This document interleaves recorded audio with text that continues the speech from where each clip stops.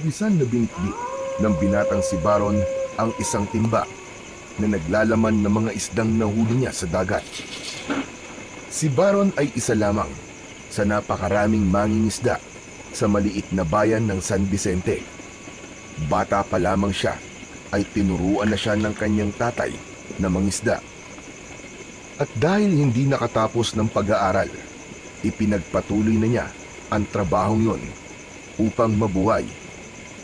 Sa paglalakad ni Baron patungo sa palengke, ay nakasalubong niya ang matalik niyang kaibigan na si Budoy.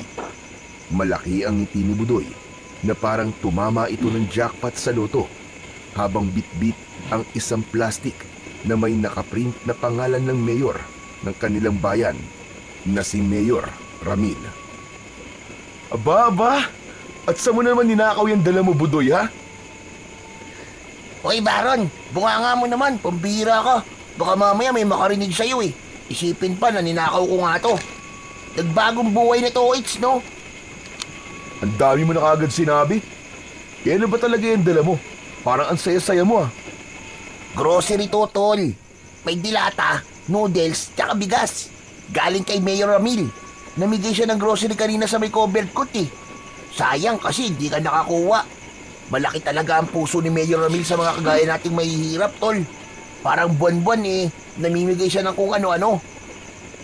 Tama ka naman dun, Budoy. Mabait nga si Mayor Ramil. At hindi ko yan itatanggi. Pero sana naman, mas pagtuunan din niya ng pansin ng mga patayan dito sa atin. Abay, kada linggo, may bagong nawawala. Nung isang buwan lang, natagpuan yung katawan ni Mang Isko sa may tabing ilog na gutay-gutay na parang nilapa ng mabangis na hayop. Tapos yung anak naman ni Aling Marta na si Junjun, abay bigla na lamang nawala. Hanggang ngayon, hindi pa rin nakikita. Eh siguro naman kumikilos naman si Mayor pagdating sa bagay na yan. Alam mo namang hindi madaling hulihin yung kriminal na yun eh. Tapos may kismis pa na aswang nga daw ang pumapatay dito sa San Vicente. Ano? Aswang? Budoy, hindi totoong aswang. Tao ang pumapatay dito sa bayan natin at kailangan mahuli na siya bago pa tayo maubos dito. Ano ka ba naman, Baron? Pambira ka, totoong aswang, tol. Kung totoo ang aswang, nasaan ang ebidensya na may aswang nga dito sa San Vicente? Alam mo, Budoy, pakiramdam ko kasi tinatakpan lang ni Mayor Ramil ang totoong problema ng bayan natin sa pamamagitan ng pamimigay niya ng tulong sa mga tao. Eh anong gusto mong gawin niya? Aba, syempre. Di, paimbestiga niya na mas mabuti sa mga pulis ang patayan dito sa atin. Hindi pwedeng linggo-linggo may nawawala o hindi naman kaya natatagpo ang bangkay. Sabagay, may punto ka naman. Pero ako, hanggat nakakakuha ako ng tulong mula kay Mayor, ay ayos na ako ron. O paano, tol? Uuwi ko na muna tong grocery ko, ah. O sige. Ako naman, pupunta pa ako sa palengke. Ibibenta ko pa kasi itong mga nahuli ko. Nagpatuloy na sa paglalakad si Baron. Mabigat ang dibdib niya dahil sa halos linggo-linggong patayan sa lugar nila. Alam niya na dapat na yung mahinto at tanging ang mayor lang nila ang may kakayahan na gawin yon. Dahil noong panahon ng kampanya ay nangako ito na magiging ligtas ang San Vicente sa pamumuno nito. Mag-isa na lang sa buhay si Baron dahil parehas ng pumanaw ang kanyang mga magulang. Ang kanyang dalawang nakatatandang kapatid ay may kanya-kanya ng pamilya at matagal na hindi niya nakikita ang mga yon. Sa edad na 23, siya na lang ang natira sa bahay na itinayo ng kanyang ama. Noon ay walang takot at kaba ang mga naninirahan sa San Vicente. Kaya masakit para kay Baron nang magsimulang may matagpuan na bangkay ng tao sa lugar nila. Ang dating tahimik at ligtas na bayan nila ay hindi na kagaya ng dati. Halos linggo-linggo ay may natatagpo ang bangkay. Iba't iba ang biktima. May matatanda, may mga bata, may lalaki at may babae. At pare-parehong kalunos-lunos ang paraan ng pagpatay sa mga yon. Minsan ay walang lamang loob, Kung minsan naman ay parang nilapa ng isang napakabangis na hayop. At sa bawat gabi na lumilipas, pakiramdam ni Baron ay unti-unting lumalapit sa kanya ang panganib. Minsan, hindi niya maiwasang magtanong sa kanyang sarili na paano kung isang araw ay siya naman ang matagpo ang patay. Kahit mag-isa na lang siya sa buhay, ay ayaw pa niyang mamatay dahil marami pa siyang pangarap at isa sa pangarap niya ay ang bumuo ng sarili niyang pamilya. Matapos na maibenta sa palengke ni Baron ang mga nahuli niya, ay naglakad na siya pauwi. May ngiti sa labi na binibilang niya ang perang kinita niya sa araw na yon. Nakatuon ang isip niya sa pagbibilang ng pera, kaya hindi niya namalayan na nasa gitna na pala siya ng kalsada. Pagliko niya sa isang kanto, isang malakas na bumusina ang gumulat sa kanya. Umangat ang mukha niya at isang itim na SUV ang nakita niyang nasa kanyang unahan. Nanlaki ang mga mata ni Baron at sa sobrang gulat niya ay nawalan siya ng balanse at natumba siya sa mabatong kalsada. Halos kasabay ng pagbagsak niya ang biglang pagpreno ng sasakyan.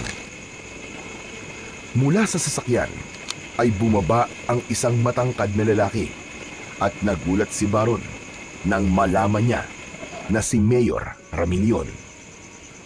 Matikas ang tindig ng Mayor. Makinis ang kutis nito at mas bata itong tignan sa edad nito. Nakasuot ito ng mamahaling polo at pantalon. Ang suot-suot nitong relo ay mukhang mas mahal pa sa kabuuang kinikita ni Baron sa isang taon. Lumapit si Mayor Ramil kay Baron. Inilahad nito ang isa nitong kamay. Nahiya pang abutin yun ni Baron dahil madumi ang kanyang palad. Ngunit hindi inalis ng Mayor ang pagkakalahad ng kamay nito. Kaya naman, napilitan si Baron na abutin na yon. Tinulungan siya nitong makatayo. Ayos ka lang ba? Nasaktan ka ba, boy? Baka kailangan kitang dalhin sa ospital. Hindi na po, Mayor. Nagulat lang po ako kaya po ako natumba. Sigurado ka ba? Opo. Huwag po kayong mag-alala. Ayos lang po ako talaga, Mayor. Pasensya ka na, ha? Hindi kita kagad napansin eh. Nako, Mayor, ang totoo po niyan, ako po may kasalanan eh. Nasa gitna po kasi ako ng daan tapos hindi pa po ako nakatingin sa nilalakaran ko. Tumango si Mayor Ramil habang bakas pa rin sa mukha nito ang pag-aalala. Oo nga pala, iyo.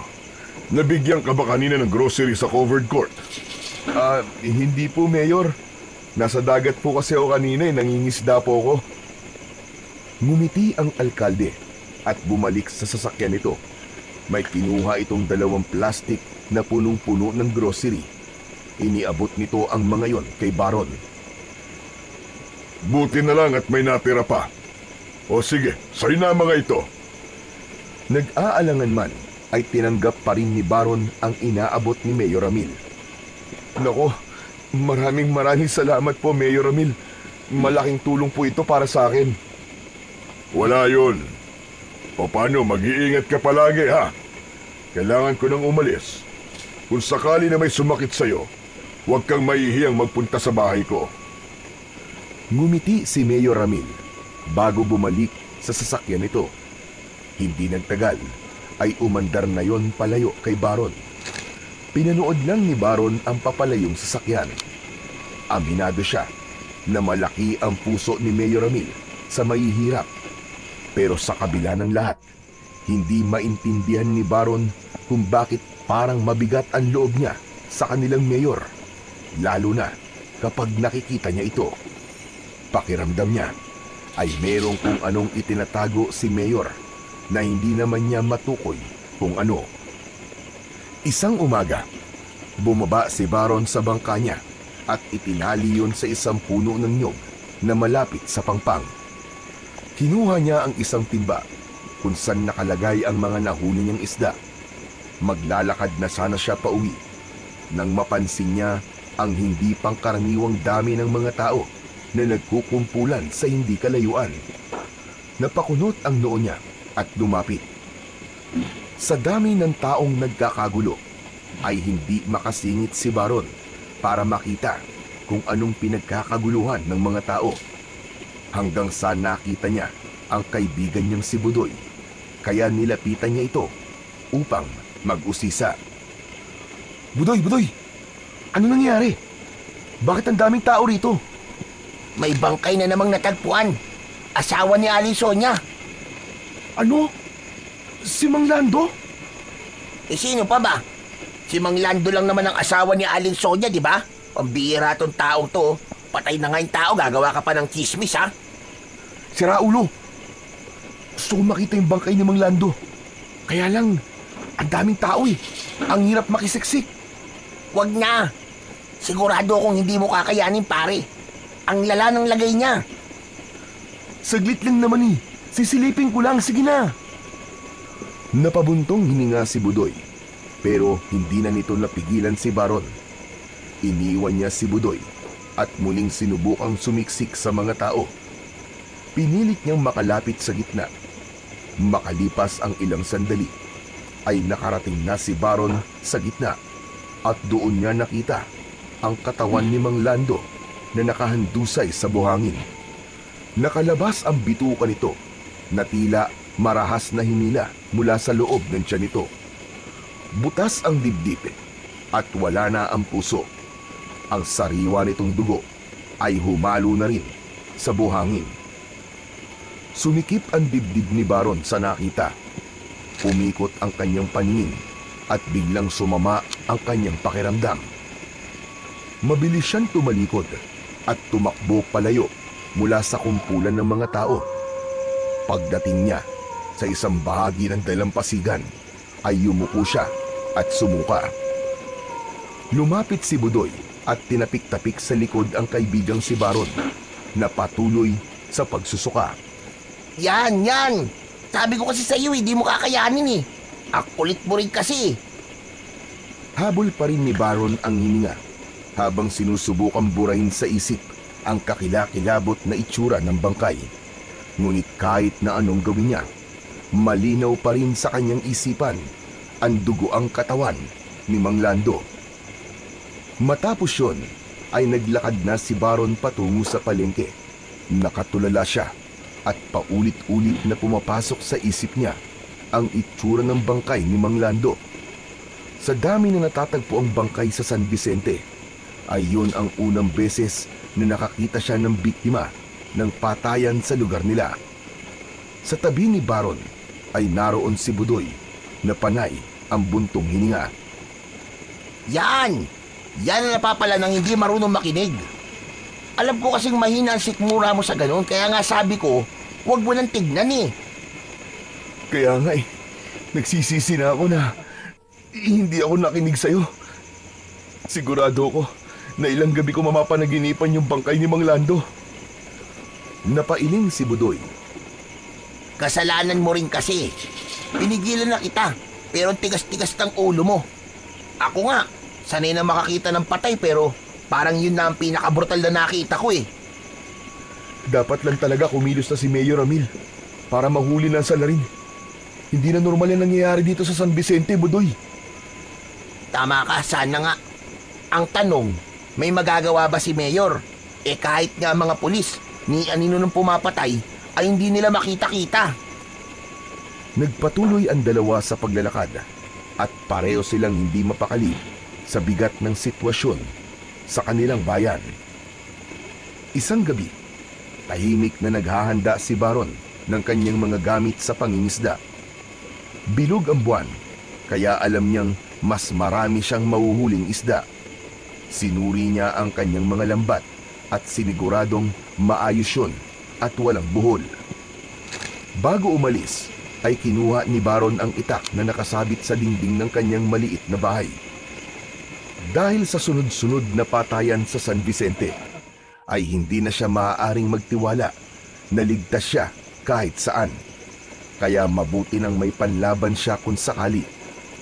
Isinuksok niya ang itak sa kaluban na nasa bewang niya bago tuluyang lumabas ng bahay. Sa ilalim ng maliwanag na sinag ng buwan ay nagsimulang maglakad si Baron patungo sa tabing dagat. Napakatahimik ng paligid at lahat ng bahay ay sarado na. Malamig ang simoy ng hangin, pero may kung anong bigat sa kanyang dibdib na hindi niya maipaliwanag. Sa kalagitnaan ng kanyang paglalakad ay napansin niyang may isang anino na gumagalaw sa hindi kalayuan. Huminto siya sa paglalakad at pilit na inaninag kung sino ang may-ari ng aninong yon, hanggang sa nakita niya ang isang lalaking naglalakad ng mag-isa patungo sa gubat. Napakunot siya ng noo nang mapagtantong si Mayor Ramil ang lalaking yon. Hala! Si Mayor Ramil yun ah! Ano kayang gagawin niya sa gubat ng ganitong oras? Hindi alam ni Baron kung bakit, pero may kung anong nagtulak sa kanya na sundan si Mayor Ramil. Maingat ang mga hakbang niya. Manaka-naka siyang humihinto at nagtatago sa likod ng puno sa tuwing hihinto si Mayor Ramil. Habang tumatagal ang pagsunod ni Baron kay Mayor Ramil, ay mas lalong lumalakas ang kabog ng dibdib niya.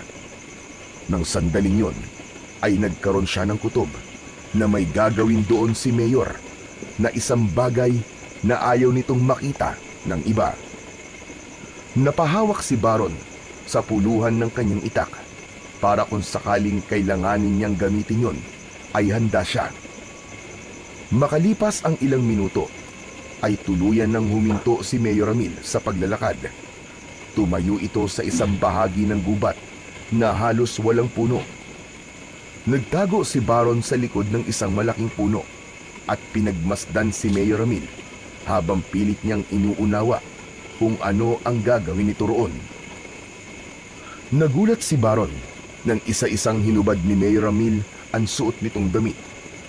Inuna nito ang itim na polo. Sunod naman ang sapatos at pantalon, hanggang sa wala ng saplot na natira sa katawan nito. Marahang itinaas ni Mayor Ramil ang kamay nito. Dumi pa ito habang nasisinagan ito ng liwanag ng buwan. Nanlamig ng gusto si Baron nang makita niya na unti-unting nagbago ang anyo ni Mayor Ramil. Bahagyang lumaki ang katawan nito at tinubuan ng makapal at matigas na itim na balahibo. Humaba ang mga kuko nito. Ang mga ngipin nito ay naging matutulis. Lumapad ang bibig nito at sa isang iglap ay naging aswang si Mayor Ramil. Napatakip ng bibig si Baron habang pigil ang sarili sa pagsigaw. Biglang napalingon si Mayor Ramil. Dumiretso ang mga mata nito sa pinagtataguan ni Baron na parabang naramdaman nito ang kanyang presensya. Muntik nang matumba si Baron sa kanyang kinatatayuan. Mabilis siyang tumalikod at tumakbo. Hindi na niya inisip kung maingay ang kanyang mga yapak sa lupa. Ang mahalaga ay makalayo siya sa lugar na yon. Hindi siya lumingon at hindi siya huminto. Ang tanging nasa utak niya ay kung paano makakarating ng ligtas sa kanyang bahay. Nang marating niya ang kanyang bahay, ay agad niyang isinarado ang pinto matapos niyang makapasok doon. Hingal na hingal siyang napaupo sa isang sulok habang hawak pa rin ang kanyang itak. Pakiramdam niya ay nasundan siya ni Mayor Ramil. Pakiramdam niya ay nasa labas lamang ng kanyang bahay ang aswang. Magdamag nagising si Baron. Nanatili siya sa isang sulok at hindi niya binibitiwan ang hawak niyang itak. Kahit na anong pilit niyang ipikit ang kanyang mga mata, ay hindi niya magawang burahin sa isipan niya ang nakita niya sa gubat. Doon niya napagtanto na totoo nga ang sinabi ni Budoy, na totoo ang mga aswang at ang nakakatakot pa ay ang mismong mayor nila, ang aswang. Hindi na namalayan pa ni Baron ang paglipas ng mga oras. Nakita na lang niya na unti-unti nang kumakalat ang liwanag sa labas. Hanggang sa napapitlag siya nang makarinig siya ng magkakasunod na katok sa kanyang pinto. Tumayo siya at binuksan ang pinto. Agad niyang pinagsisihan kung bakit niya binuksan ang pinto dahil nakita niya na nakatayo sa harapan ng pinto si Mayor Ramil. Nanlalamig siyang napaatras. Magandang umaga. Pwede ba akong pumasok? Hindi pwede. Hindi ka pwedeng pumasok. Diyan ka lang. Nagtatanong lang ako. Baron ang pangalan mo, hindi ba? Alam ko rin na may dalawa kang kapatid. Nakatira sila sa ibang bayan na hindi naman kalayuan mula rito sa San Vicente. Bakit mo sinasabi mga yan? Wala lang. Gusto ko lang ipaalam sa'yo kung ano ang kaya kong gawin sa oras na magsalita ka. Napakuyom ng kamao si Baron. Hindi ko alam ang sinasabi mo. Wala akong alam. Huwag ka nang magmaang-maangan pa. Alam kong nakita mo kagabi sa gubat. Alam kong alam mo kung ano ko. Baron, gusto ko lang sabihin sa'yo na sa oras na may makaalam ng lihim ko, ay uunahin kong patayin ang dalawang kapatid mo. Saka kita isusunod. Huwag mong gagalawin ang mga kapatid ko. Huwag mo silang idadamay. Ngumisi lang si Mayor Ramil. Hindi man lang ito natinag sa galit ni Baron. Walang masamang mangyayari sa kanila kung ititikom mo yung bibig mo. Walang hiya ka. Sigurado ako na ikaw ang pumapatay sa mga tao dito sa lugar natin. Kaya ka palaging tumutulong sa mahihirap, ano? Para pagtakpan mo mga pagpatay mo. Tumingin lang si Mayor Ramil sa kanya, saka malumanay na tumawa. Alam mo na mangyayari kung magsasalita ka. Isang huling tingin ang ibinigay ng mayor bago ito naglakad palayo. Naiwan si Baron sa pintuan na nanlalamig at nanginginig sa takot. Sinundan ng tingin ni Baron si Mayor Ramil na natili siyang nakatayo sa may pintuan. Nangangatal pa rin ang kanyang kamay habang hawak ang itak.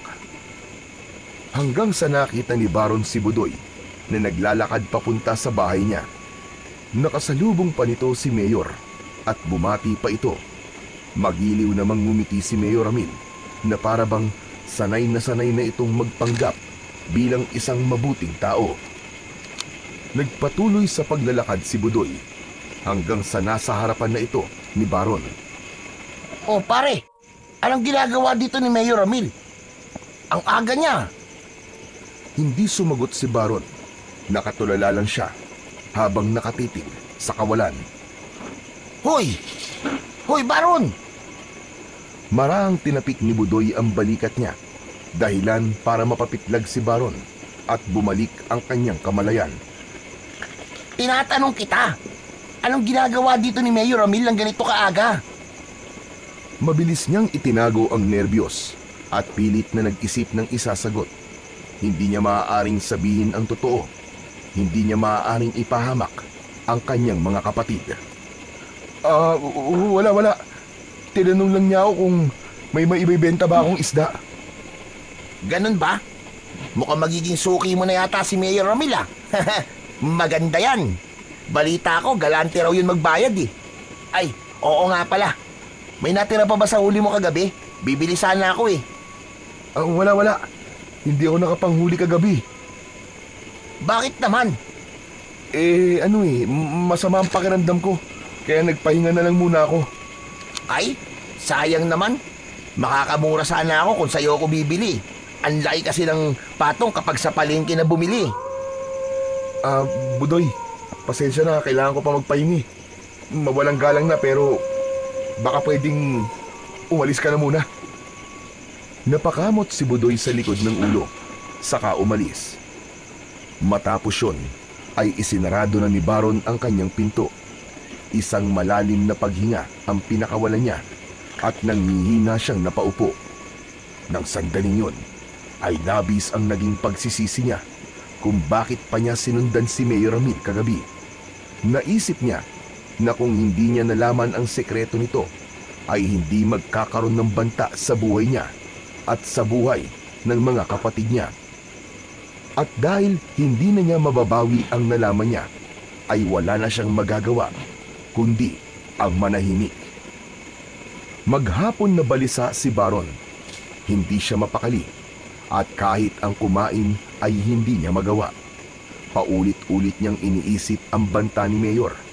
Ngunit kahit pa sinabi ng Mayor na hindi siya gagalawin ito, basta manahimik lang siya, ay alam niya na hindi siya dapat magtiwala dito.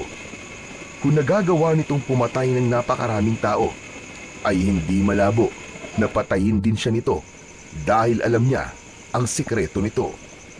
At lalo pang tumindi ang takot ni Baron pagsapit ng gabi. Pakiramdam niya, anumang sandali ay darating si Mayor Ramil para patahimikin siya.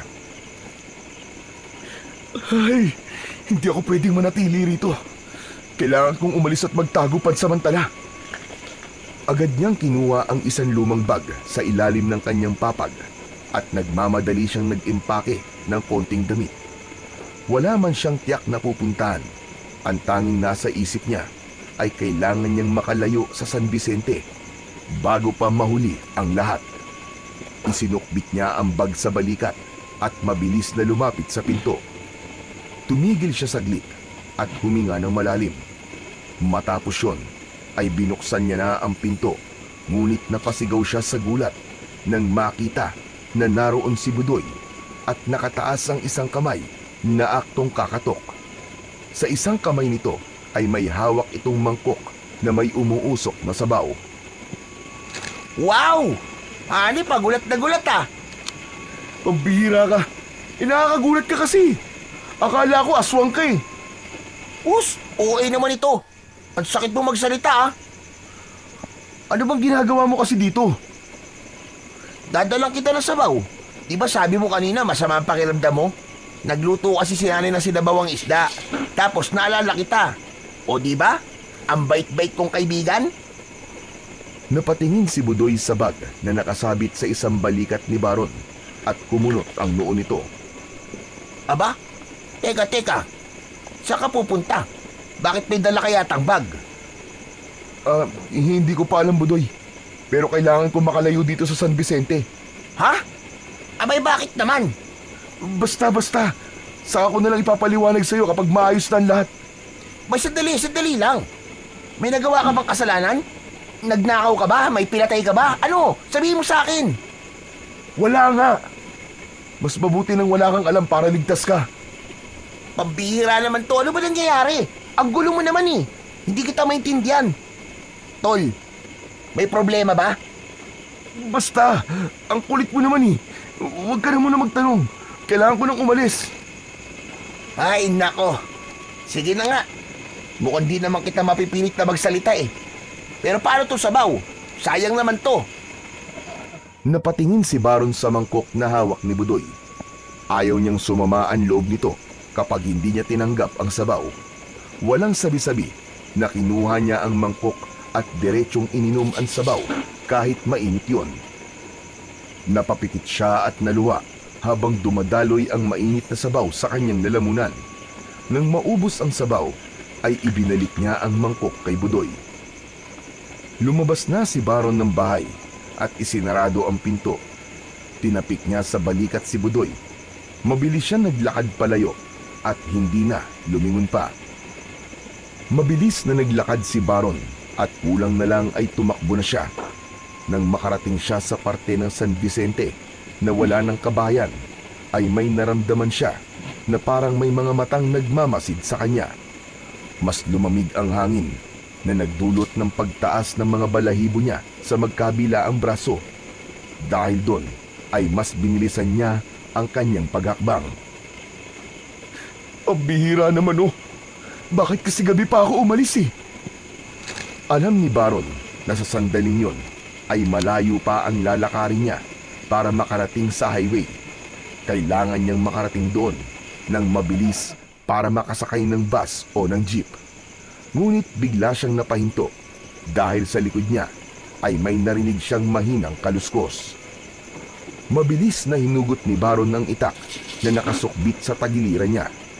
Huminga siya ng malalim at mabilis na bumaling sa likod niya. Nanlaki ang mga mata niya nang makita si Mayor Ramil na nasa anyong aswang. Nanlilisik ang mga mata nito habang nakatayo, ilang di pa lamang ang layo sa kanya. Sa tingin mo ba ay makakatakas ka sa akin? Kailangan kitang patayin bago mo pa sabihin sa iba ang sikreto ko. Huwag kang lalapit! May itak ako rito! Tatagain talaga kita! Hindi ako natatakot sa'yo! Hindi natatakot? Nagpapatawa ka ba? Halos maihi ka na nga sa kinatatayuan mo ngayon. Nang magsimulang humakbang si Mayor Ramil palapit kay Baron, ay dun niya na naisipang tumakbo. Inalis niya ang bag na nakasabit sa balikat dahil magiging pabigat yun sa kanyang pagtakas. Mas pinili niyang tumakbo sa talahiban na nasa gilid ng daan dahil naisip niya na maaari siyang makapagtago roon. Makalipas ang ilang minutong pagtakbo, ay mabilis na lumingon si Baron sa likuran at nakita niya na nakasunod pa rin sa kanya ang aswang. Tulungan niyo ako! Tulungan niyo ako! May aswang! Saklolo! Kahit alam ni Baron na walang makakarinig sa kanya, ay sumigaw siya ng sumigaw. Patuloy sa pagtakbo si Baron sa gitna ng talahiban. Naramdaman niya ang paghiwa ng matalas na talahib sa iba't ibang parte ng kanyang katawan.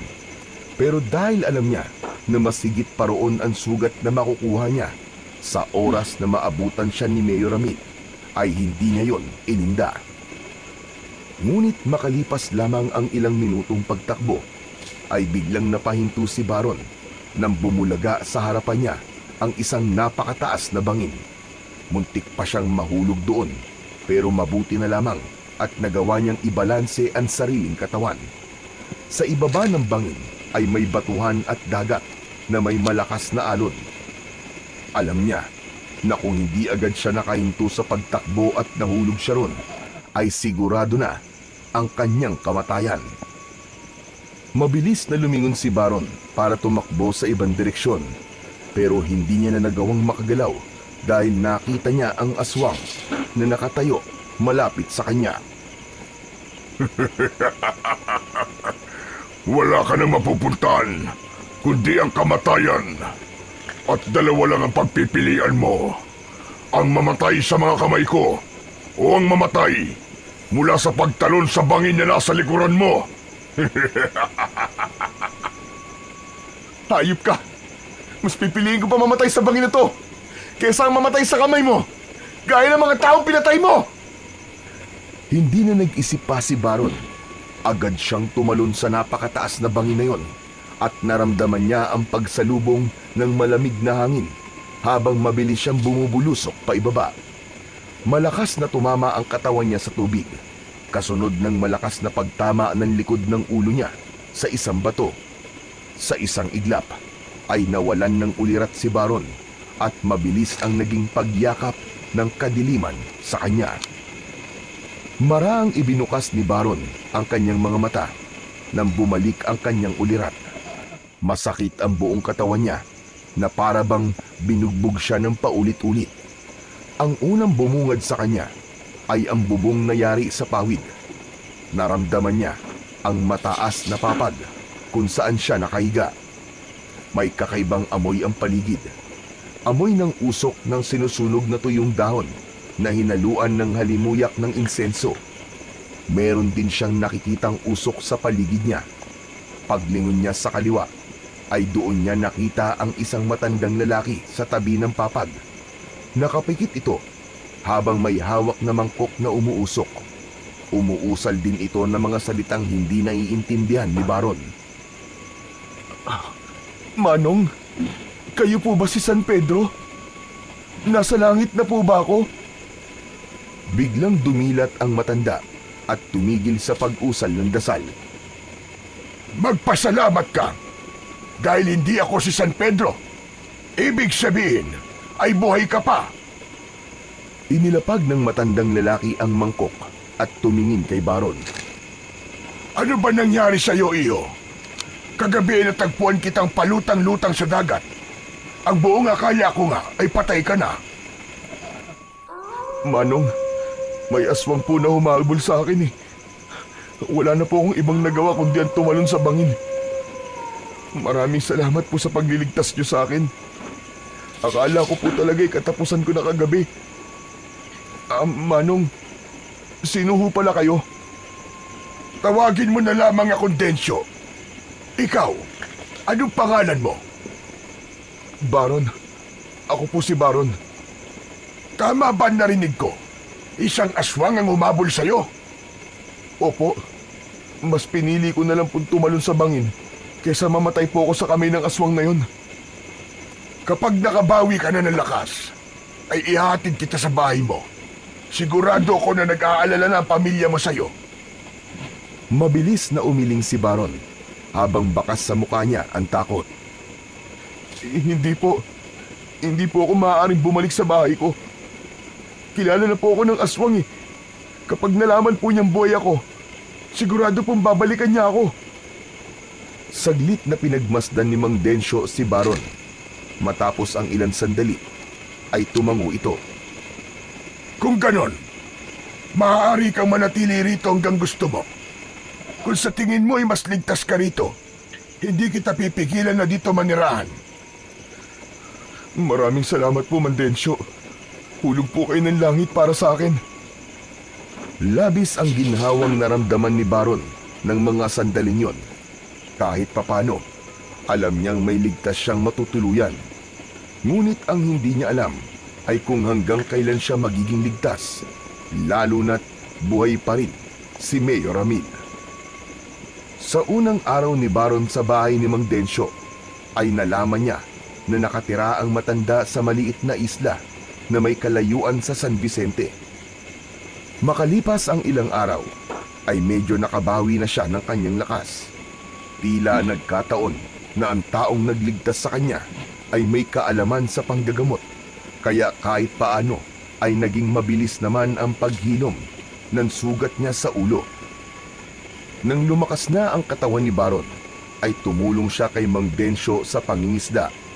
Ayaw niyang maging pabigat sa matanda, lalo pat ito ang nagligtas sa kanyang buhay. Kung hindi siya nito nakita sa dagat, malamang ay patay na siya. Tuwing umaga, ay sumasama si Baron kay Mang Densyo sa pangingisda. Siya ang naghahagis ng lambat at matyaga silang nag-aabang ng huli. Isang gabi, magkasalo sa hapunan sina Baron at Mang Densyo. Biglang natigilan si Baron sa pagkain nang bigla siyang may naalala. Oh, Baron, bigla ka yatang natulala dyan. May iniisip ka ba? Meron po, Mang Densyo. Iniisip ko po ang mga tao sa lugar namin. Yung aswang po kasi doon ay halos linggo-linggo po pumapatay ng mga tao. Hindi ko po maiwasang mag-alala dahil alam ko po na hanggang ngayon ay nambibiktima pa rin po siya ng mga inosenteng buhay. At ang nakakalungkot pa po, ang aswang na yun ay pinagkakatiwalaan at nirerespeto ng mga tao sa amin. Wala silang kaalam-alam na ang taong yun ang kumukuha ng buhay sa lugar namin. Tumiim ang bagang ni Baron nang maalala si Mayor Ramil. Doon niya napagtanto na may dahilan pala talaga kung bakit mabigat ang loob niya sa kanilang mayor. Ang ibig mo bang sabihin ay kilala mo kung sino ang aswang sa lugar nyo? Opo, tama po kayo, Mang Densyo. Kilalang kilala ko po siya. Kaya niya po ako gustong patayin dahil nalaman ko po ang sikreto niya. Mang Densyo, gusto ko pong tulungan ng mga tao sa amin. Gusto kong patayin ang aswang na yon. Pero paano? Wala akong kakayahan upang labanan siya. Kahit ka ang sarili ko, hindi ko na ipagtanggol sa kanya. Tumahimik si Mang Densyo at napansin ni Baron na makahulugan ang tingin na itinapon nito sa kanya. Ngunit hindi na yon pinansin ni Baron. Inabot niya ang baso at uminom ng tubig. Bumalik siya sa pagkain at pilit na isinantabi ang mga bumabagabag sa kanyang isipan. Isang umaga, abala si Baron sa pagsisibak ng kahoy sa harapan ng kubo ni Mang Densyo. Habang nakatuon siya sa kanyang ginagawa, ay sandali siyang huminto nang marinig ang boses ni Mang Densyo. Baron! Baron, sandali lang, pumarinig ka muna! May kailangan lamang ako sabihin sa iyo. Pinunasan ni Baron ang pawis sa kanyang noo gamit ang bisig at saka ibinaba ang palakol. Naglakad siya papasok ng kubo habang nagtataka kung ano ang sasabihin sa kanya ni Mang Densyo. Manong, ano pong sasabihin niyo? Hindi sumagot si Mang Densyo kagad. Sa halip ay itinaas nito ang isang kamay upang ipakita ang isang kwintas na may palawit na itim na bato na hugis bilog. Napatitig si Baron sa kwintas at tila may kung anong enerhiya ang kwintas na humihila sa kanya. Teka Manong, ano po yan? Ito ay isang mutya. Isang napakabihirang mutya ng pusit. Ibinigay ito sa akin ng lolo ko nung binata pa ako. Pero bakit niyo po ipinapakita sa akin? Kagabi, habang nag-uusap tayong dalawa, ay naramdaman ko matindi mong kagustuhang tulungan ng mga kababayan mo. Alam kong gusto mo talagang gawin yon. Pero natatakot ka kasi alam mo sa sarili mo na wala kang laban sa aswang.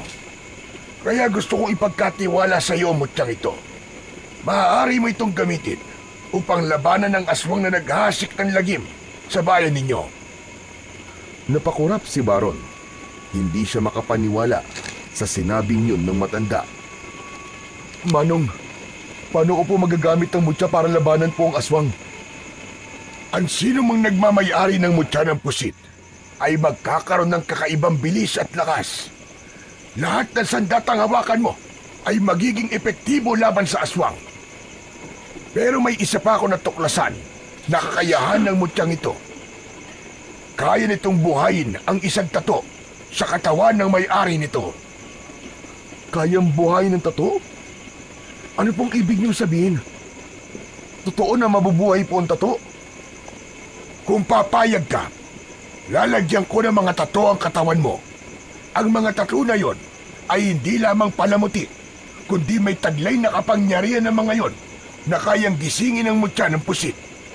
Magiging sandata mo mga tato na yon sa iyong pakikipaglaban. Bakit hindi na lang po kayong gumamit ng mutya na yan? Kung bata-bata pa siguro ako, maaari pa. Pero wala na. Matanda na ako ngayon, Baron. Baka hindi na kayanin ng katawan ko kapangyarihan ng mutya at baka ikapahama ko pa yon. Muling napatitig si Baron sa mutya at malalim siyang nag-isip. Kahit hindi pa niya nahahawakan ng mutya, ay ramdam na niya ang kakaibang lakas at kapangyarihan nito. Nang sandaling yon, ay bumalik sa alaala ni Baron ang mga inosenteng buhay na kinitil ni Mayor Ramil. Naalala niya ang pag-iyak at pagluluksa ng mga naulilang pamilya at ang takot na gabi-gabing bumabalot sa San Vicente. Hindi nagtagal ay tumiim ang bagang niya at isang desisyon ang nabuo sa kanyang isip. Manong, kung yan lang po ang tanging paraan para magkaroon ako ng laban sa aswang, ay pumapayag na po ako. Mang Densyo, sige po, gagawin ko. Sigurado ka na ba sa desisyon mo? Hindi ito sa pilitan. At ang gusto ko ay bukal sa kalooban mo ang pagpayag mo. Opo, Mang Densyo. Sigurado po ako.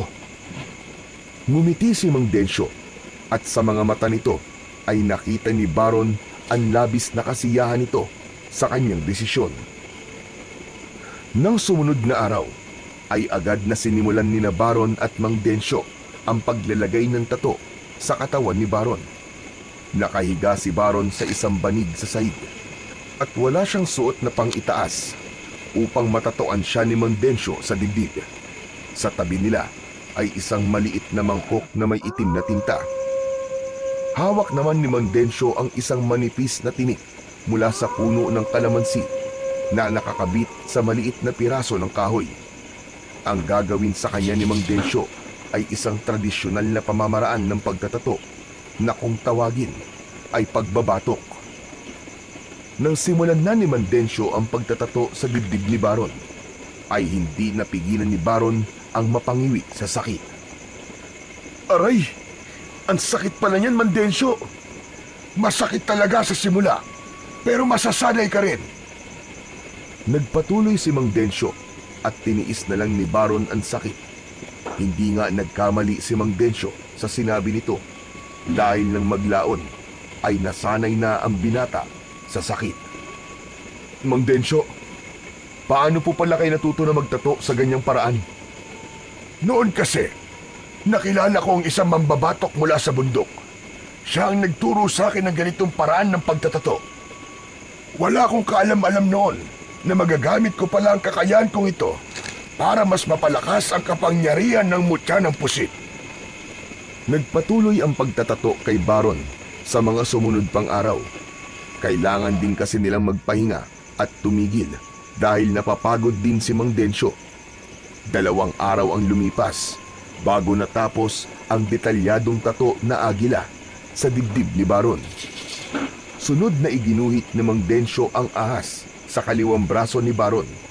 Mas komplikado yun dahil sa ginawang detalyado ni Mandensyo ang balat ng ahas. Habang pinapanood ni Baron si Mandensyo sa ginagawa nito, ay napansin niya na tila lumalalim ang tinta sa kanyang balat na parang hinihigop yun ng kanyang katawan. Manong, parang nabubuhay na po ang tato ah. Dahil buhay talaga ang mga yan, mas lalo pa yung mabubuhay sa oras na ibigay ko na sa'yo ang mutya ng pusit. Makalipas ang ilang araw, ay natapos na rin ang tato na ahas sa kaliwang braso ni Baron. Sunod namang ginawa ni Mandensyo ang tato na leon sa kanang braso ni Baron. Habang patuloy si Mandensyo sa pagtatato, ay naramdaman na ni Baron ang bigat ng mga simbolo sa kanyang balat. Matapos ang ilang araw, ay natapos na rin ang inakala ni Baron na huling tato na ilalagay ni Mandensyo sa kanyang katawan. Isang gabi, mag-isa at tahimik na nakatayo si Baron sa harap ng dagat. Iniisip niya kung ano na ang nangyayari sa San Vicente. Kinakabahan siya na baka patuloy pa rin ang pagpatay doon ni Mayor Ramil. Naputol ang pag-iisip niya nang bigla siyang tawagin ni Mandensyo sa kubo. Son, halika na muna din sa loob! Lumingon si Baron at nakita niya si Mandensyo sa pintuan ng kubo. Hawak nito ang maliit na mangkok kung saan nito inilalagay ang tinta na ginagamit nito sa paglalagay ng tato sa kanya. Agad siyang lumapit sa matanda at sa pagpasok niya sa loob ng kubo ay nakita niyang nakahanda na ang mga gamit ni Mandensyo sa pagtatato. Oh, Manong, akala ko po ba tapos na po tayo sa mga tato? Hindi pa. May isa pa akong kailangang ilagay sa katawan mo. Ito na ang huling tattoo mo, Baron. At ito, ang pinakamalakas sa lahat. Ha? Pinakamalakas, Mandensyo? Ano naman pong tattoo yun? Hindi ko pa maaaring sabihin sa'yo. Malalaman mo lang kung ano ang tattoo na yon sa oras na maabot mo ang rurok ng kapangyarihan ng mutya ng pusit. Sa ako na ipapaliwanag sa'yo ang lahat. Sa ngayon, ay kailangan ko nang ilagay ang huling tato sa likod mo, Baron. Hindi na nagtanong pa si Baron at agad siyang pumayag sa sinabi ni Mandensyo. Malaki na ang tiwala niya sa matanda dahil alam niya na tinutulungan siya nito upang tapusin ang kasamaan ni Mayor Ramil. Hinubad na ni Baron ang kanyang damit at dumapa sa papag upang maumpisahan na ni Mandensyo ang paglalagay ng tato sa kanyang likod. Ipinikit niya ang kanyang mga mata at nag-umpisa na nga si Mandensyo. Hindi natapos ni Mandensyo ang tato sa likod ni Baron ng isang gabi lang. Marami pang gabi ang lumipas bago yung tuluyang natapos. At sa buong proseso ng pagbuo sa tato niya sa likod hanggang sa matapos yun, ay hindi nagkaroon ng pagkakataon si Baron na makita kung anong klaseng tato ang inilagay doon ng matanda. Isang araw, Matapos ang huling tato na inilagay ni Mang Densyo sa katawan ni Baron, ay sinabi na sa kanya ng matanda na ipagkakaloob na nito sa kanya ang mutya ng pusit. Isang gabi, sa labas ng kubo, ay nakaupo sina Baron at Mang Densyo sa lupa, habang may 3 itim na kandila sa gitna nila. Tahimik lang si Baron nang hawakan ni Mang Densyo ang kamay niya. Pumikit ang matanda at marahang huminga ng malalim. Kasunod nun ay umusal ang matanda ng dasal na hindi naiintindihan ni Baron. Base sa mga salitang narinig ni Baron, ay Latin ang binibigkas ni Mang Densyo. May bigat at diin ang bawat salitang lumalabas sa bibig nito. Habang patuloy ang pag-usal ng dasal ni Mang Densyo, ay bahagyang lumaki ang apoy sa mga kandila. Isang malamig na hangin ang naramdaman ni Baron na yumakap sa kanya at may kilabot na gumapang sa kanyang balat. Pagkatapos ng huling salita ng dasal ni Mang Densyo, ay nagmulat na ito ng mata. Tumayo ito at mula sa bulsa ng pantalon ng matanda ay inilabas nito ang mutya ng pusit. Lumapit ito kay Baron at isinabit ang mutya sa kanyang leeg. Nang maisuot kay Baron ang mutya, ay bumalot sa kanya ang isang kakaibang pakiramdam. Parang may dumadaloy na kuryente sa kanyang katawan, mula ulo hanggang talampakan.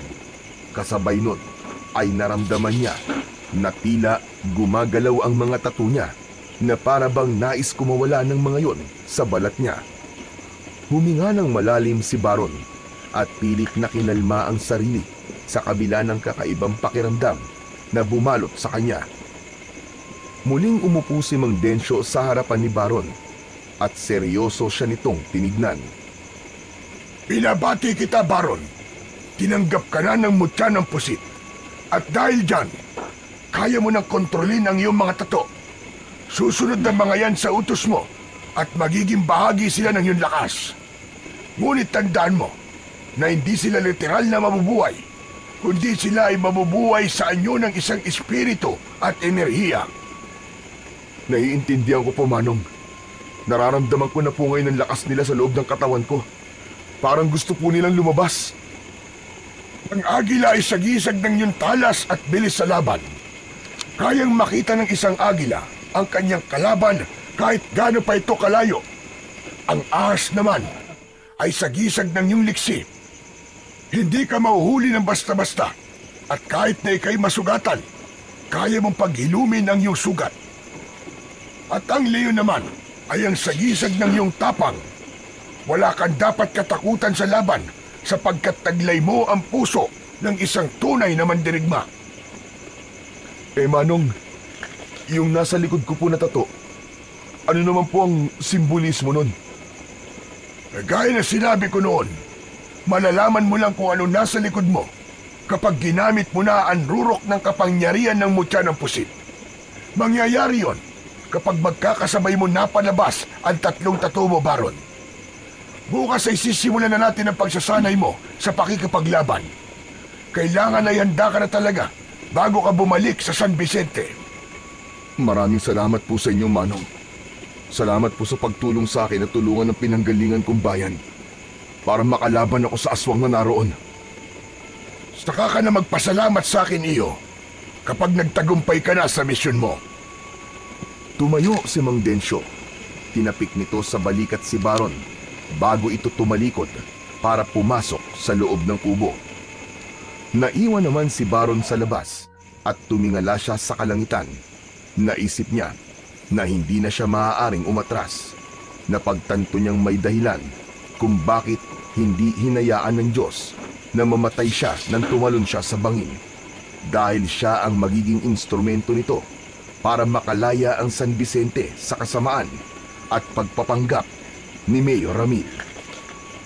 Sa sumunod na 3 araw ay walang inaksayang sandali si Baron at sumailalim na siya sa masusing gabay at pagsasanay ni Mang Densyo.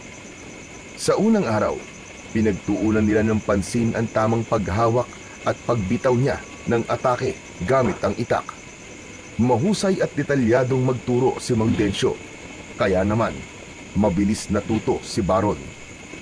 Sa ikalawa at ikatlong araw ay naging mas mahirap ang pagsasanay ni Baron dahil nagharap sila ni Mang Densyo sa kunwaring paglalaban. Sa bawat pag-atake ng matanda ay napipilitan siyang buhayin ang kanyang mga tato. Hinayaan niya ang agila sa kanyang dibdib na patalasin ang kanyang paningin. Ang ahas naman sa kanyang braso ay hinayaan niyang bigyan siya ng liksi, at ang leon upang palakasin ang kanyang bawat pag-atake. Sa kabila ng pagod at sakit ng katawan mula sa pagsasanay, ay ramdam ni Baron ang isang bagay na dati ay hindi niya nadarama, at yun ay ang nag-uumapaw na lakas at enerhiya na tila nais laging kumawala mula sa loob ng kanyang katawan. Kinabukasan ng umaga ay naghanda na si Baron sa pag-alis sa isla kung saan siya ilang linggong namalagi. Nang sandaling yun ay handa na siyang bumalik sa San Vicente. Nakasuot siya ng damit na may mahabang manggas upang maitago niya ang kanyang mga tato. Maya-maya ay sumakay na sila ni Mandensyo sa bangka at binagtas nila ang kalmadong tubig ng dagat. Magkatulong silang nagsagwan para mas mabilis silang makarating sa kanilang pupuntahan. Tandaan mo ito, Baron. Ang lakas mo ay hindi lang nanggagaling sa mutyaw sa mga tattoo mo. Nasa iyo mismo ang tunay na kapangyarihan. Huwag kang aasa lang sa kung anong meron ka. Gamitin mo ito ng may disiplina at tamang layunin. Opo, Mandensyo. Hindi ko po sasayangin ang lahat ng itinuro niyo sa akin. Palagi ko pong tatandaan ang mga sinabi niyo. Higit sa lahat, Baron, ang matinding pagsubok ay kung paano mo dadalhin ang bigat ng mga desisyong gagawin mo. Hindi lahat ng laban ay dapat tapusin sa pamamagitan ng dahas. Huwag mong kalilimutan ang dahilan mo kung bakit mo nais wakasan ang kasamaan ng aswang sa inyong lugar.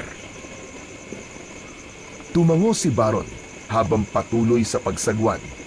Ramdam niya ang bigat ng mga salitang yon, lalo na't malapit na siyang makarating sa San Vicente. Matapos halos ang isang oras, ay natanaw na ni Baron ang malawak na dalampasigan ng San Vicente. Mas naging mabilis ang kanilang pagsasagwan. Nang sumadsad ang bangka sa buhangin, ay hindi muna bumaba si Baron. Lumingon siya kay Mang Densyo na nasa kanyang likuran. Manong, maraming salamat po talaga sa inyo. Walang anuman, Baron. Hangad ko ang tagumpay mo at sana ay maging matalino ka sa bawat hakbang na gagawin mo. Maingat na bumaba si Baron mula sa bangka habang dama niya ang bigat ng hamong haharapin. Habang papalayo si Mang Densyo ay tinatanaw niya ito. Tinandaan niya ang bawat aral at gabay na iniwan ito sa kanya. Nang tuluyang maglaho ang bangka sa malayo, ay humugot siya ng isang malalim na paghinga at nagsimula na siyang maglakad patungo sa kanyang bahay.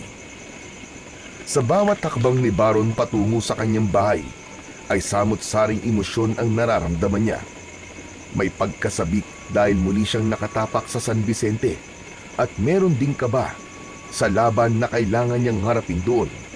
Hindi pa rin siya makapaniwala na matapos ang ilang linggo ay naroon na siyang muli sa kanyang bayan.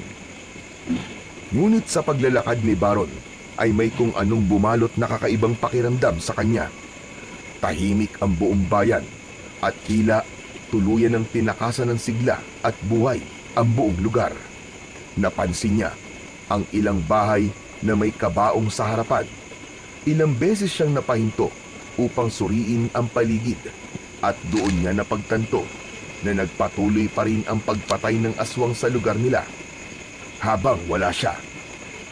Nagdilim ang paningin ni Baron sa matinding galit. Ang mga inosenteng tao ng San Vicente ay patuloy na nagiging biktima ni Mayor Ramil na nagpapanggap na pinuno nila.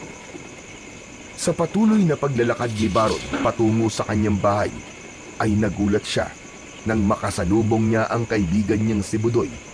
Maging ito ay nagulat nang makita siya, kaya agad siyang nilapitan ng kanyang kaibigan. Nanlalaki ang mga mata ni Budoy na tila hindi ito makapaniwala na nakita siya nitong buhay. Hinawakan pa siya nito sa balikat at sa braso niya. Baron?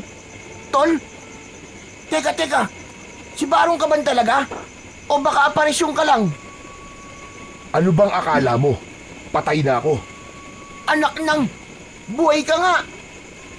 Sa labis na kasiyahan ni Budoy ay niyakap nito si Baron. Kulang na lang ay tumalon-talon ito sa sobrang saya. Matapos ang ilang sandali ay bumitaw ito sa pagkakayakap sa kanya at bahagyang napailing. Anak ng tutyang, Tol! Akala ko wala ka na talaga. Ang tagal mo rin kasing hindi bumalik simula nung nagpaalam ka sa akin na aalis ka eh. Saan ka ba talaga nagpunta? Saka ano nangyari sa'yo? Budoy, mahabang kwento. Saka na ako magpapaliwanag kapag natapos ko ng dapat kong gawin. Ha? Ano bang ibig mo sabihin? Saka ano bang gagawin mo? Alam mo ikaw, ang dami mong sinasabi na hindi ko maintindihan. Basta, huwag ka na munang magtanong. Isa pa, walang dapat makaalam na bumalik na ako dito sa San Vicente ha. Mangako ka sa akin, Budoy. Bakit naman? Basta sundin mo na lang ang sinabi ko sa'yo. Mangako ka. Oo, sige na, pangako. Wala akong pagsasabihan na kahit na sino. Okay, salamat. O sige na, kailangan ko nang umuwi. Kailangan ko muna magpahinga dahil grabe ang pagod ko. Tahimik na nagpatuloy sa kanyang paglalakad si Baron, pabalik sa kanyang bahay. Habang si Budoy naman ay naiwan sa kinatatayuan na nagtataka pa rin at napapakamot na lang sa likod ng ulo. Nang makarating si Baron sa kanyang bahay, ay napansin niyang wala namang nagbago roon. Kung ano ang ayos doon nang umalis siya, ay ganun pa rin sa kanyang pagbabalik. Ang pagbabagong napansin lang niya ay ang makapal na alikabok sa loob ng bahay dahil ilang linggong walang naglinis doon. Matapos na maisarado ang pinto, ay agad na lumapit si Baron sa kanyang papag at humiga. Isang malalim na paghinga ang kanyang pinakawalan dahil sa wakas ay nakabalik na siya sa kanyang bahay. Pumikit siya habang dinarama niya ang pagod mula sa halos isang oras na pagsasagwa nila ni Mang Densyo. Dahil sa labis na pagod ay agad na nakatulog si Baron at hindi na niya namalayan ang paglipas ng mga oras. Makalipas ang ilang oras ay nagising din si Baron dahil sa pagkatok sa pinto ng bahay niya. Bumangon siya at lumapit siya sa pinto. Hindi muna niya yun binuksan.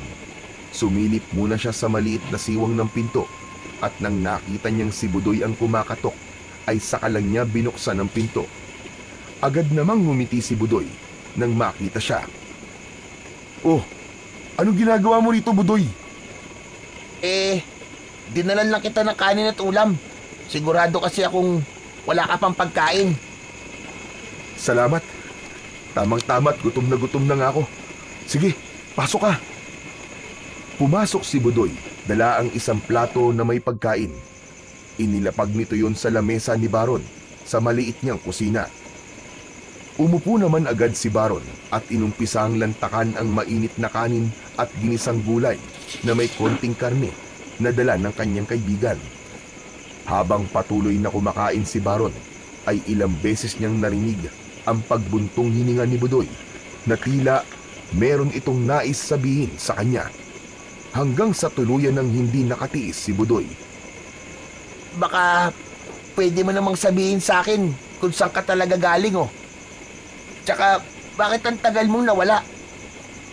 Hindi agad sumagot si Baron. Ninanamnam niya ang bawat subo ng pagkain, pero hindi niya natakasan ang mapanuring tingin ng kaibigan. Pagkatapos niyang lumunok ng pagkain, ay inilapag niya ang kutsara at tinidor sa gilid ng plato. Sa ngayon, hindi ko pa handang sabihin ang lahat, Budoy. Pero huwag ka mag-alala. Malalaman mo rin naman sa tamang panahon ang sagot sa mga tanong mo, Budoy. Kailan pa yung tamang panahon na sinasabi mo? Parang hindi naman tayo magkaibigan yan, Baron eh. Nakakatampo ka naman eh. Mas mabuti nang wala ka munang alam. Para rin to sa kaligtasan mo. Pero naniniwala ako sa sinabi mo dati na aswang ang pumapatay sa mga tao dito sa San Vicente. Sabi ko naman sa'yo eh, di naniwala ka rin. Pero teka, bakit bigla kang naniwala sa aswang? Akala ko ba ang sabi mo dati sa akin ay hindi totoo mga aswang-aswang. Basta Budoy, huwag ka nang makulit sa pagtatanong, okay? Paano hindi ako magtatanong na magtatanong? Magsasabi ka ng bagay na bitin. Malamang magtatanong ako. Ang labo mo. Parang hindi mo ako kaibigan yan eh. Ang dami mong tinatago sa akin eh. Hindi na ito sinagot ni Baron. Nang matapos na siyang kumain, ay inilapit niya ang walang laman na pinggan kay Budoy. Salamat sa dala mong pagkain ha. Sige na, makakaalis ka na. Mag-iingat ka sa pag-uwi mo. May pagtatampo na tinignan ni Budoy si Baron bago ito umiling. Walang imik nitong kinuha ang plato at saka lumabas ng bahay ni Baron. Ramdam ni Baron ang pagtatampo ni Budoy sa kanya. Pero sa tingin niya ay mas makakabuti para rito na wala itong alam sa sikreto ni Mayor Ramil. Sa ganung paraan, kahit paano ay mailalayo niya sa panganib ang kanyang matalik na kaibigan. Kinagabihan ay agad na sinimulan ni Baron ang paghahanap sa aswang. Nang lumabas siya sa kanyang bahay ay napakatahimik ng paligid. Pero alam niya, sa gitna ng katahimikang yun ay nagtatago ang panganib. Lumabas siya na may suot na sombrero na bahagyang nakababa upang matakpan ang kanyang muka. Nais niyang wala munang makaalam na nakabalik na siya sa San Vicente maliban kay Budoy.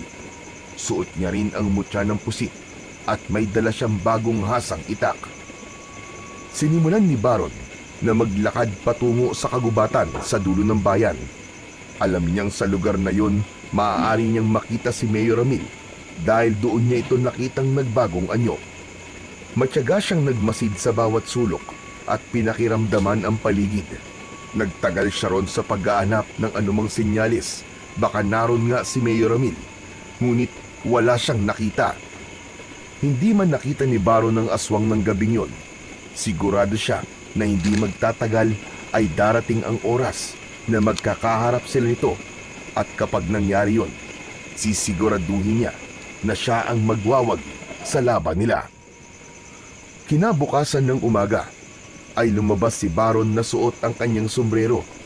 Nais niyang malaman kung may naging biktima ba ng aswang noong nakaraang gabi. Sa kanyang paglalakad ay napansin niyang may kung anong ingay sa hindi kalayuan. Sinundan niya ang ingay at dinala siya ng kanyang mga paa sa plaza. Maraming tao ang naroon at sa entablado na nasa unahan ay naroon si Mayor Ramil na may hawak na mikropono at nagsasalita. Huminto si Baron at matalim ang naging titig kay Mayor Ramil. Matagal niyang hinintay ang sandaling yun, ang muling makita ng harapan ang lalaking matagal niya nang nais pabagsakin. Akala mo ay isang anghel si Mayor Ramil na nagsasalita sa harapan nilang lahat. Mga kababayan, alam kong lahat kayo ay nag-aalala sa mga nagaganap na patayan dito sa ating bayan. Ngunit huwag kayong masyadong matakot dahil ginagawa namin ang lahat para mahuli na ang salarin. Pero nais ko ring paalala sa inyo na huwag tayo magpapadala sa takot, lalo na sa mga sabi-sabi na aswang daw ang may kagagawa nito. Hindi totoo mga aswang dahil ang gumagawa ng mga pagpatay na ito ay isa ring tao. Nakita ni Baron kung paano napaniwala ng mayor ang mga tao sa mga salita nito. Nakita niya sa reaksyon ng mga naroroon na naniwala ang mga ito sa lahat ng sinasabi ni Mayor Ramil. Nang biglang tumigil si Mayor Ramil sa pagsasalita at iginala nito ang tingin sa paligid, ay napansin ni Baron na saglit itong napatitig sa direksyon niya. Nagtagpo ang kanilang mga mata ng isang segundo at nakita niya ang gulat sa mukha nito. Agad namang sumiksik si Baron sa kumpul ng mga tao at pilit na ikinubli ang sarili. Alam niyang nakita siya ni Mayor Ramil. Alam niyang sa isipan nito ay nagkaroon ito ng hinala na baka buhay pa siya. Ngunit nagpatuloy lamang sa pagsasalita ang mayor. Makalipas ang ilang minuto ay natapos na ni Mayor Ramil ang dapat nitong sabihin.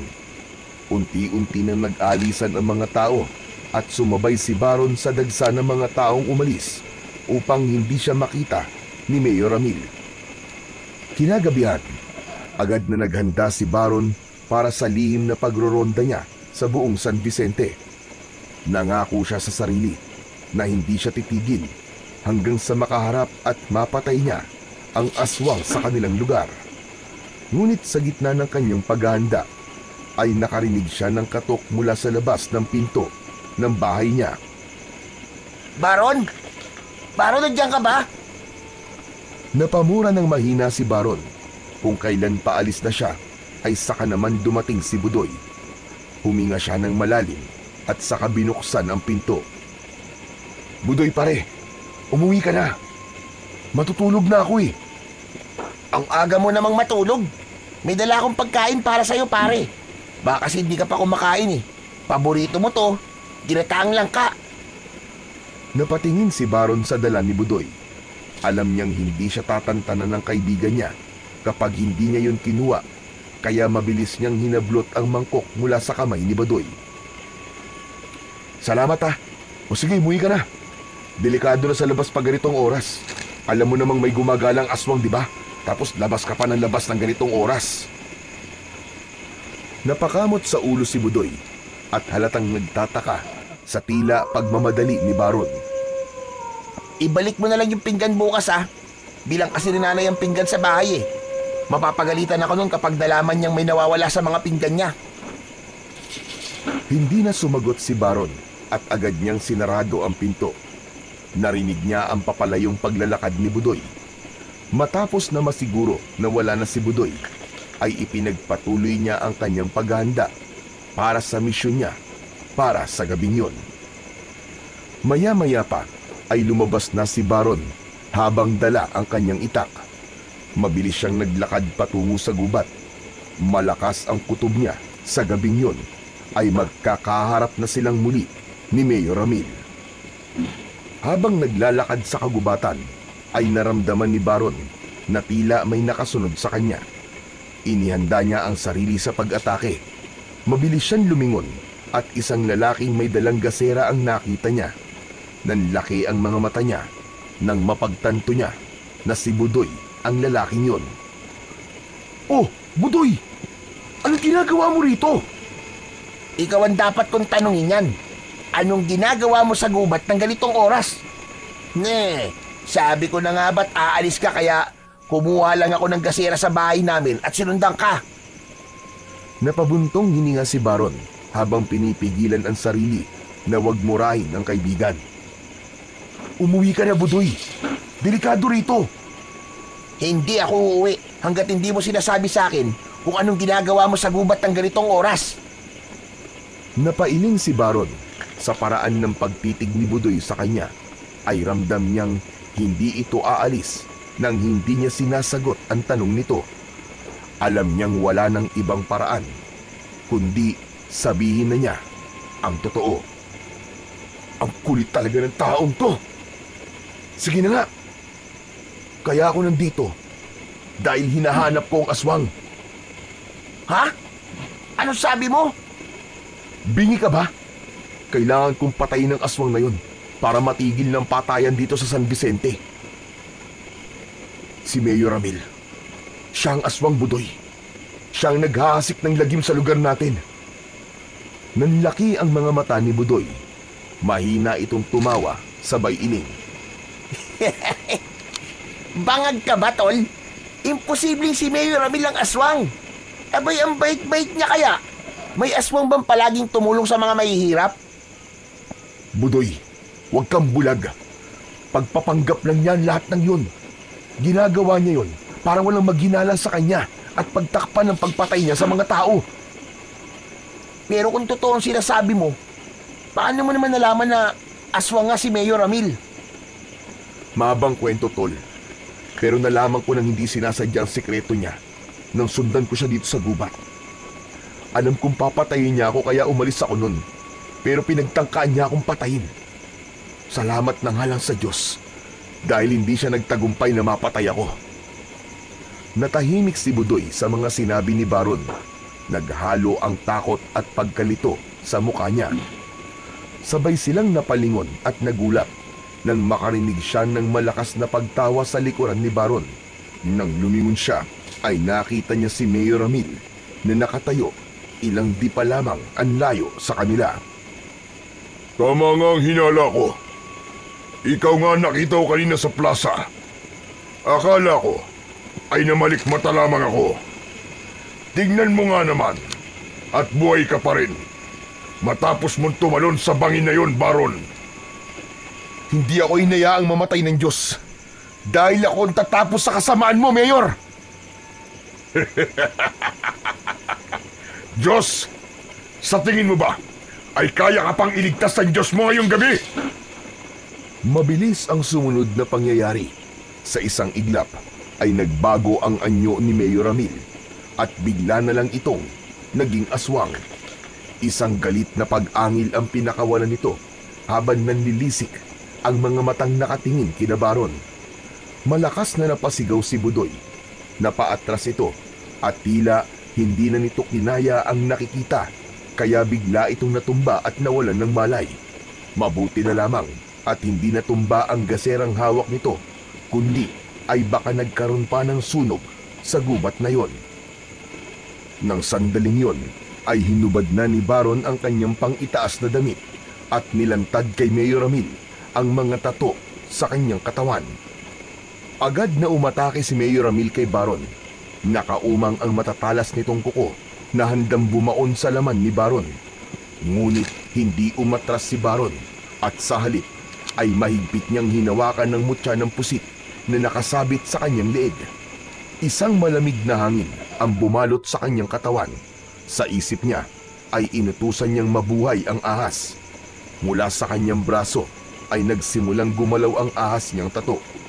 Isang napakalaking espiritu ng ahas ang lumabas mula sa kanyang braso. At bago pa tuluyang makalapit ang aswang kay Baron, ay pumulupot na sa kanya ang ahas na nagsilbing kalasag niya. Nang kalmutin ng aswang si Baron, ay sa katawan ng ahas yung tumama at nagulat ang aswang dahil naramdaman ito ang isang malakas na puwersang pumuprotekta kay Baron. Bago pa man makakilos muli ang aswang, ay ubod lakas na hinampas ito ng buntot ng ahas. Matapos yun, ay bumalik na ang espiritu ng ahas sa balat ni Baron. Tumilapon sa ere si Mayor Ramil bago bumagsak na pasadsad sa lupa. Habang tumatayo ito, ay bakas sa mukha nito ang labis na pagkalito. Anong klaseng itim na kapangyarihan ang meron ka? Hindi mo na kailangan malaman. Bakit, Mayor? Nababahag na ba ang buntot mo? Ngunit sa halip na sumagot, ay biglang nawala si Mayor Ramil sa kinatatayuan nito. Alam ni Baron na hindi ito umalis o tumakas, kundi nag-aabang lamang ito ng tamang pagkakataon para muling umatake. Sa pagkakataon na yon, ay ang tattoo niyang agila naman ang kanyang binuhay. Mula sa dibdib niya ay lumabas ang espiritu ng agila. Naramdaman niya ang malakas na hangin nang lumipad ito paitaas bago dumapo sa kanyang balikat. Biglang naging matalas ang paningin at pandama ni Baron. Narinig niya ang mahinang pag-ihip ng hangin at maging ang pigil na paghinga ng aswang. At sa gilid ng kanyang paningin ay napansin niya ang anino na nakatago sa likod ng isang malaking puno. Mahigpit na hinawakan ni Baron ang itak at saka siya mabilis na tumakbo papunta sa pinagtataguan ng aswang. Nagulat si Mayor Ramil nang bigla na lang siyang bumulaga sa harapan nito. Tatagain na sana ni Baron si Mayor Ramil, ngunit hindi niya inasahan na mabilis nitong mahahawakan ang braso niya at kinagat nito ng mariin ang kanyang kamay. Napasigaw sa sakit si Baron at dahil doon ay nabitiwan niya ang kanyang itak. Matapos yun ay mas naging mahigpit ang pagkakahawak ng aswang sa braso niya at walang kahirap-hirap siya nitong itinapon sa ere. Lumipad si Baron at nang bumagsak siya ay malakas na tumama ang likod niya sa mabatong lupa. Sa kabila ng pananakit ng katawan ni Baron, ay tumayo pa rin siya. Nang sandaling yun, ay nagdesisyon na siya na gamitin ang rurok ng kapangyarihan ng mutya ng pusit. Hinawakan niya ang mutya at inutusan niya ang mga tattoo niya na agila, ahas at leon na mabuhay. Nakaramdam si Baron ng labis na init sa loob ng kanyang katawan. Sabay-sabay na gumalaw ang tatlo niyang tato. Sa isang iglap ay lumabas mula sa katawan niya ang tatlong dambuhalang espiritu. Ang ahas na may makinang nalunti ang mga mata, ang agila na may mga nag-aalab na mga pakpak, at ang leon na may gintong balahibo at matutulis na pangil. Ramdam na ramdam ni Baron ang paggabay at pagsanib ng tatlong espiritu sa kanya. Naglakad si Baron patungo kay Mayor Ramil habang nakatingin siya rito ng matalim. Hindi na nagsayang ng sandali si Baron at mabilis niyang inatake ang aswang. Sa pamamagitan ng matalas na paningin ng agila, ay nakita ni Baron ang bawat kilos ng aswang. Gamit naman ang liksi ng ahas, ay nagawa niyang iwasan ang lahat ng pag-ataking pinakawalan nito. Sumugod si Mayor Ramil at muling sinubukang sunggaban si Baron. Ngunit bago pa man dumapo ang matatalas nitong kuko sa kanyang balat, ay ginamit niya ang puwersa ng leon at ubod lakas niyang sinuntok sa dibdib ang aswang. Halos lumuwa ang mata ng aswang sa suntok na yun ni Baron. Nangihina itong napaluhod sa lupa. Nakanganga ito na parabang nahihirapan na itong huminga. Hinagilap ng mata ni Baron ang itak at nang makita niya yon, ay agad niya yung dinampot. Mas lalo niyang naramdaman ang enerhiya ng tatlong espiritu ng sandaling yon. Mabilis siyang tumakbo papunta sa aswang at malakas niyang tinaga ang leeg nito. Bumagsak ang pugot na ulo ng aswang sa lupa bago sumunod na bumagsak ang katawan nito. Huminga ng malalim si Baron.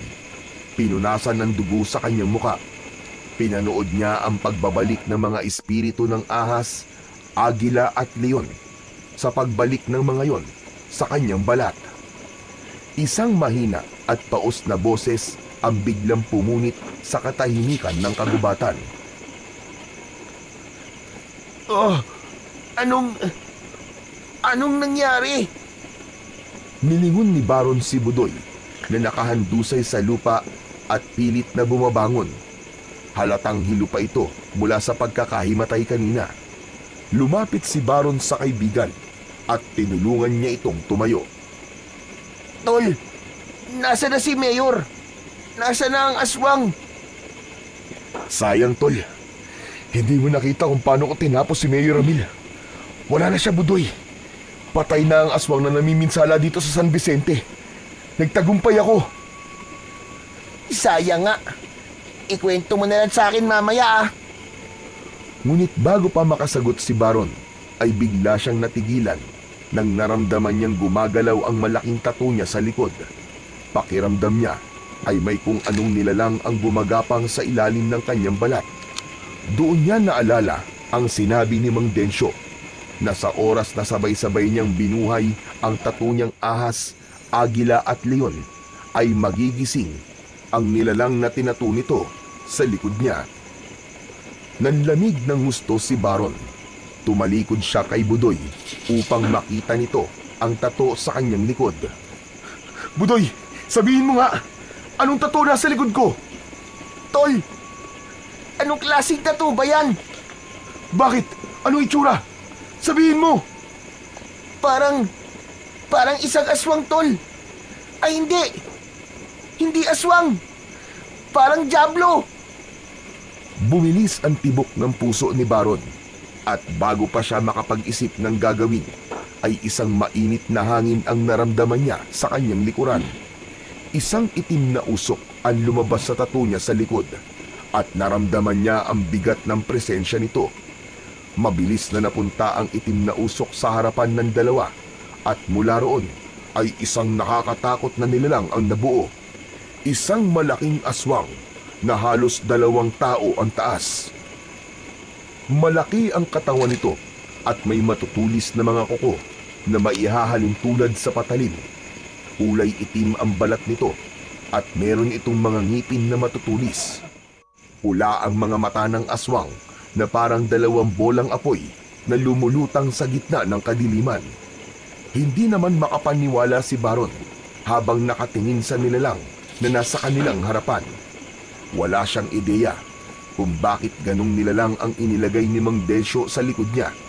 Kinalibutan siya ng gusto dahil naramdaman niya ang panganib na dala ng nilalang na yon.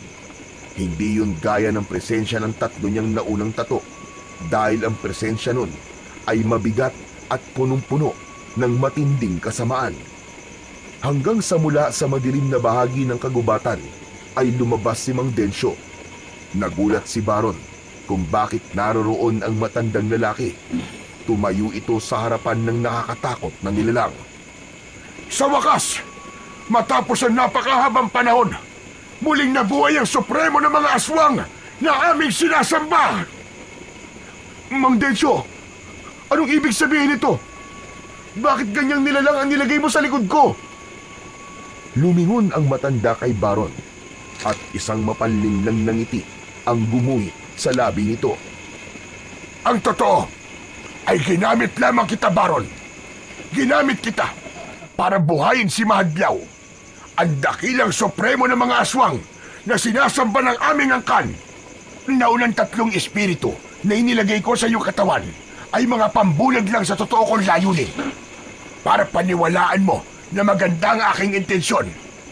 Pero ang totoo, ginamit ko lang ang katawan mo para mabuhay muli si Mahadlaw. Hayop kang matanda ka! Dahil sa ginawa mo, ay mas malaking panganib at dinala mo hindi lang dito sa San Vicente, kundi sa iba pang lugar. Hindi ko akalain na nagawa mo kung lukuin. Wala kang pinagkaiba kay Mayor, dahil parehas kayong mga manlilinlang. Mga halimaw kayo! Wala akong pakialam sa nararamdaman mo.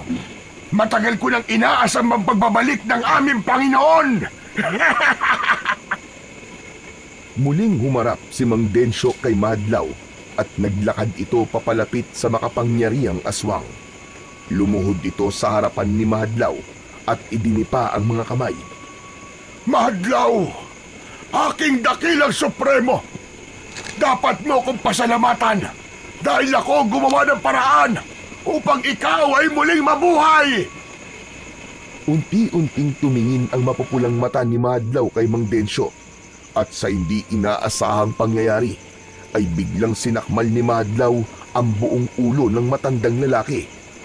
Malakas nitong hiniklas ang ulo ni Mang Densyo at nang bumagsak ang katawan ng matanda sa lupa ay wala na itong ulo. Tila sarap naman na kinain ni Mahadlaw ang ulo ni Mang Densyo. Napaurong si Baron at Budoy sa labis na pagkasindak. Hindi sila makapagsalita matapos makita ang madugong eksena sa kanilang harapan. Maraang bumaling ang tingin ni Mahadlaw kina Baron at Budoy. Naramdaman ni Baron ang labis na gutom ng aswang dahil siguro sa matagal nitong pagkakahimlay. Matapos yon ay mabilis na sumugod si Mahadlaw kina Baron. Ang unang inalala ni Baron ay si Budoy dahil alam niya na wala itong laban at proteksyon sa aswang na yon. Budoy, tumakbo ka na! Tumakas ka na, bilisan mo! Agad namang tumalima si Budoy at nakita niya na nagtago ito sa likod ng isang puno imbis na umalis. Wala nang oras si Baron para paalisin pa ang kaibigan, kaya hinawakan niya ng mahigpit ang mutya ng pusit at inutusan niyang mabuhay ng magkakasabay ang 3 tato. Isang nakakasilaw na liwanag ang bumalot sa kanyang katawan at sabay-sabay na lumabas ang mga espiritu ng kanyang 3 tato sa kanyang katawan. Sa kanyang dibdib, naramdaman niya ang lakas ng pagaspas ng agila.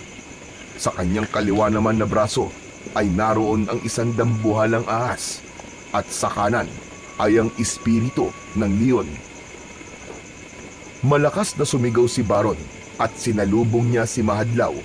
Iniwasan niya ang matatalim nitong kuko, ngunit mabilis na lumingon sa kanya si Madlaw at nang makita niyang kakalmutin siya nito, ay mabilis na pumulupot sa kanya ang espiritu ng ahas. Laking gulat ni Baron nang tumagos ang mga kuko ng aswang sa ahas at bumaon yun sa kanyang dibdib.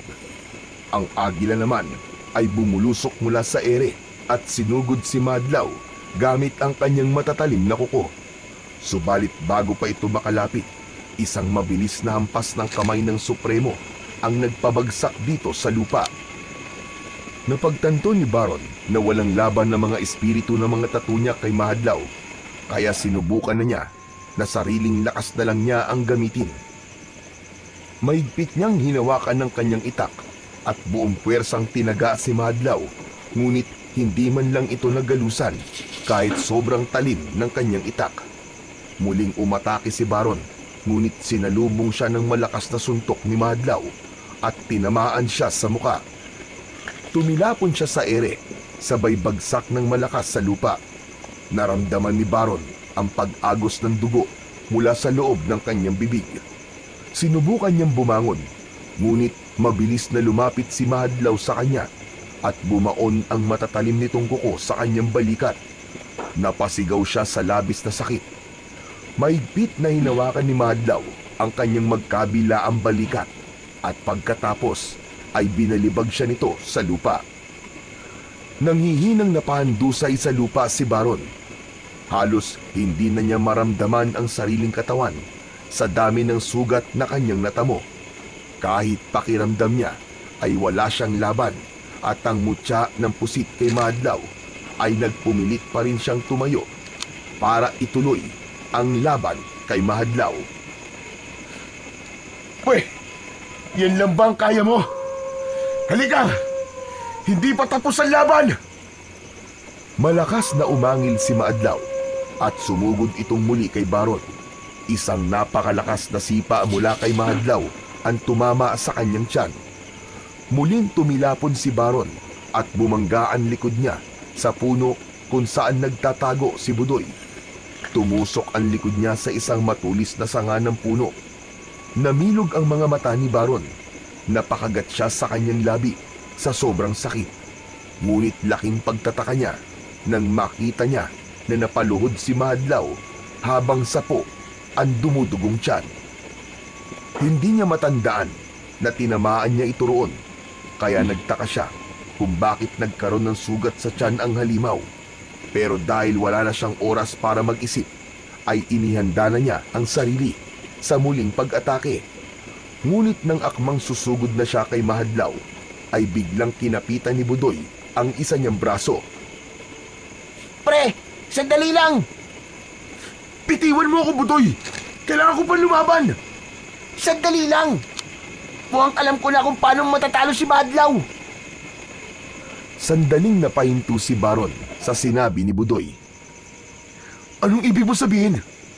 Hindi ba natusok ka ng sanga sa likod mo? Tumusok yung sanga sa tattoo mo sa likod kung saan naroon ng imahe ni Madlaw. Tapos tignan mo si Madlaw. Nagkaroon din siya ng sugat sa tiyan. Ibig sabihin, kung anong mangyayari sa tattoo mo sa likod, ay ganun din ang mangyayari sa aswang na yan. Agad na nakuha ni Baron ang ibig sabihin ni Budoy. Wala mang kasiguraduhan kung tama ito, ay kailangan pa rin niyang subukan ang bagay na yon. Luminga siya sa paligid hanggang sa nakita niya ang gasera na dala ni Budoy. Kinuha niya agad ang gasera habang nangihina pa rin si Madlaw. Budoy! Kailangan mo sunugin na likod ko! Bilisan mo! Ano? Ayoko, Baron! Ayoko saktan ka! Hindi tayo mayaman sa oras, Budoy! Gawin mo na! Pero... Ngayon na, Budoy! Sunugin mo na ang likod ko! Inabot ni Baron ang gasera kay Budoy. Nanginginig ang mga kamay ni Budoy nang kunin nito yon. Tumalikod siya kay Budoy at ibinuhos nito ang kerosene mula sa gasera sa likod ni Baron. Handa ka na ba? Huwag ka na magtanong! Gawin mo na! Matapos yon ay narinig ni Baron ang pagkiskis ni Budoy sa baon nitong posporo, hanggang sa itinapon na nito ang may sinding palito ng posporo sa likod niya. Malakas na napasigaw si Baron nang mabilis na nilamon ng apoy ang kanyang likod. Halos mangisay siya sa sakit dahil parang pinupunit ang kanyang balat at laman. Hindi na niya nakayanan ng sakit, kaya't napadapa siya sa lupa. Sa kabila ng lahat ng sakit, ay nagtiis siya.